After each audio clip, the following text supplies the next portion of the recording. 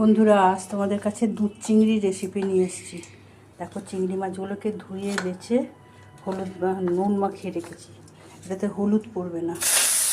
আর কড়াই ঘি দিলাম, ঘিয়েতে চিংড়ি মাছটা খুব ভালো অল্প করে।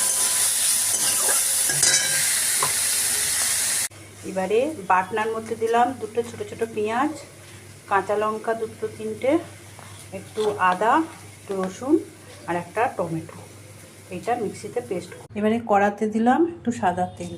চিংড়ি মাছগুলো ভাজা হয়ে গেছে। এবারে এই পেস্টটা দিয়ে দিলাম।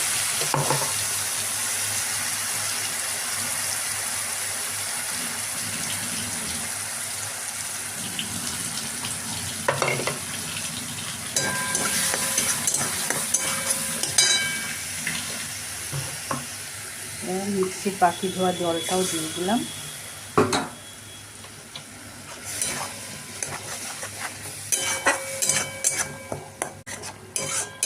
এটা একটুখানি কষিয়ে এর মধ্যে একটু মশলা দেব। মশলার মধ্যে ধনে গুঁড়ো, জিরে গুঁড়ো, নুন, চিনি।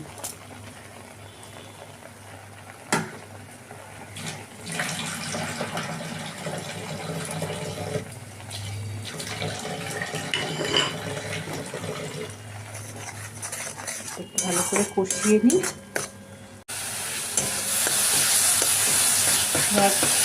এটা বেশ ভাজা ভাজা হয়ে গেল। এবার এতে দেব দুধ।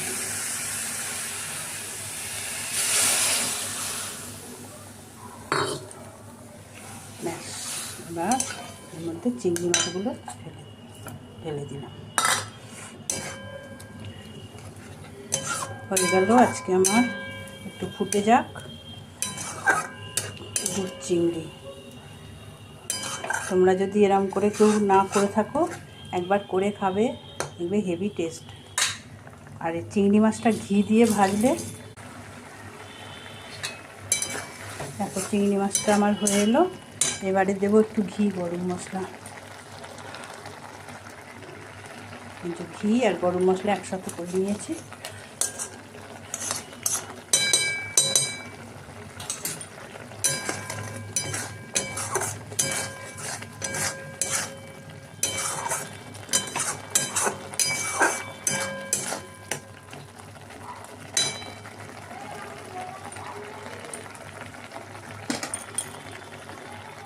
হয়ে গেল আমার দুধ চিংড়ি।